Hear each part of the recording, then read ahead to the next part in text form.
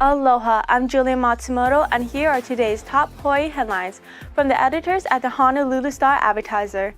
Also, huge mahalo to Longs Drugs Hawaii for sponsoring the show. Head over to your neighborhood Longs Drugs for all your shopping needs. The Mauna Loa eruption is easing up as it enters its fifth day. There was one active lava flow on the northeast rift zone this morning.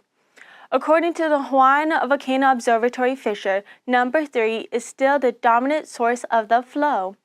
Lava is moving towards the Daniel K. Inouye Highway, but the advance has slowed to a crawl.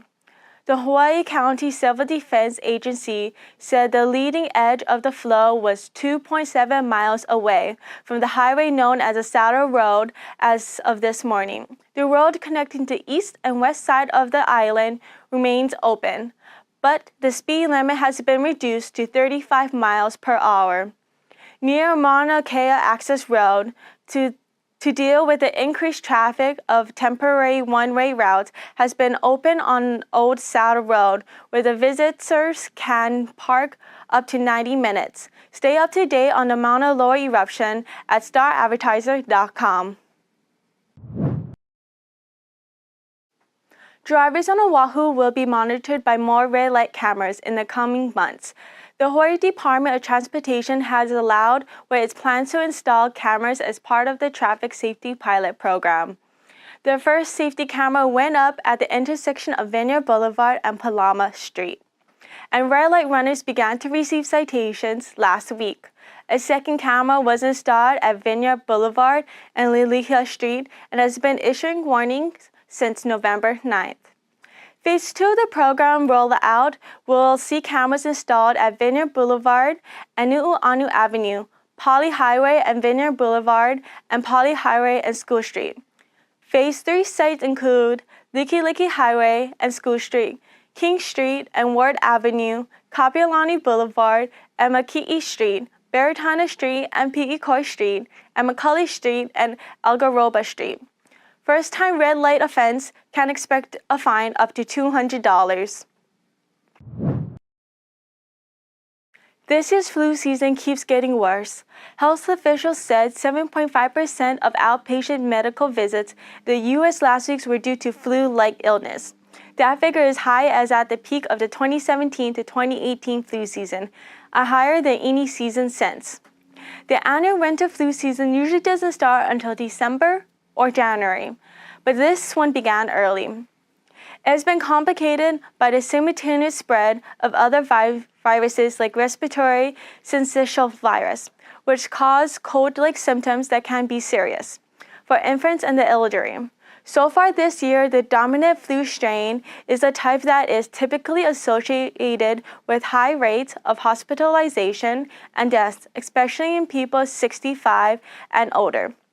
According to the CDC estimates, there have been at least 78,000 hospitalizations and 4,500 deaths from the flu season.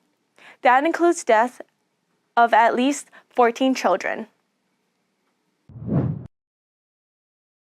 A 56-year-old man died this morning after he was struck by a car while walking on the Fort Weaver Road in Ewa Beach. Police said the victim was crossing from the east side of the road to the west side at about 5:52.